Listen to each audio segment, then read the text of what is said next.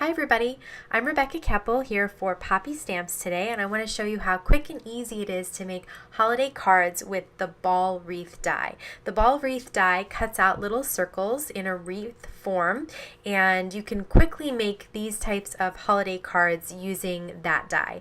I also use the Memory Box wrap stitched die and the Folk Merry Christmas, which is a sentiment die, in order to create my sentiments. So let's use all those dies and get started making this card. The first thing I did was cut out the largest rectangle from the Memory Box wrap stitched dies, and then I placed the ball wreath die over that rectangle, and I lined it up in the center and the sides, but I kept it towards the top a little bit. So when I took the die out, there were just a few little pieces of paper still stuck in between. Most of them had fallen away, but the tiny little holes had stayed in, so I just used a paper piercer. And I'm going to adhere that rectangle on top of a standard A2 4¼ by 5½ inch top folding note card. I'm using pretty heavy duty cardstock today because I'm going to use a lot of liquid adhesive. So you can see that I'm using the Nuvo Crystal Drops, and these are the jewel drops, and they dry translucent. So this card with the white cardstock and the jewel drops has kind of a different color combination to it, sort of more modern holiday combination color. You can also do this with the crystal drops and use green cardstock to create the wreath die, and that would be more traditional colors. So once I've filled in all those little holes with the jewel drops and with some gold crystal drops, now I'm ready to make my sentiment. And I cut out the Folk Merry Christmas die out of white cardstock, and I cut it out 3 times so that I can layer them up. I'm going to use some Ranger Multi-Medium Matte to adhere the layers together, and I'm just going to make sure that when I layer them, they're nice and lined up so that there's nothing hanging off the side. If a little bit of the adhesive comes out, that's okay. It's going to dry matte. You won't even notice it after we cover it with the embossing powder anyway, but it's important to let it dry at least so that it stays together for you when you're ready to emboss it, which is what we're going to do after we adhere them all together. So the Christmas die takes a little bit longer.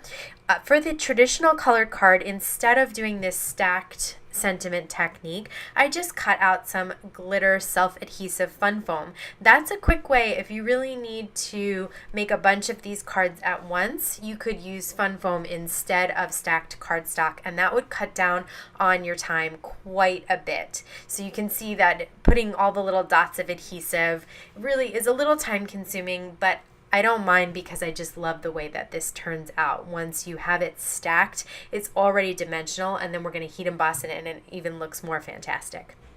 So once all 3 dies are stacked on top of each other, I am going to take them and press them into some embossing ink. I have the Simon Says Stamp clear embossing ink here, and I'm just going to flip the little die cut over and just press it down into the ink pad and then pour some embossing powder on top, and I have gold here. I love the way that this looks once you heat set it and it melts. So I'm going to do that for both of these dies here, die cuts. I'm going to have Merry and Christmas covered in the gold embossing powder.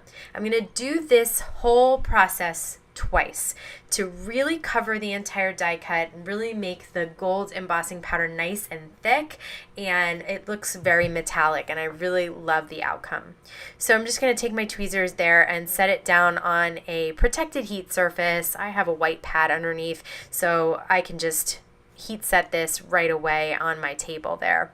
And you can see that already we have a nice shiny gold sentiment that is perfect as is, but again, I just wanted more. So I took both of them again, pressed them both into that embossing powder right in the ink pad there, and poured some more embossing powder on top, just layering this up. You could do this as many times as you want to make an even thicker gold look. I thought twice was plenty, and then we have again this very pretty gold.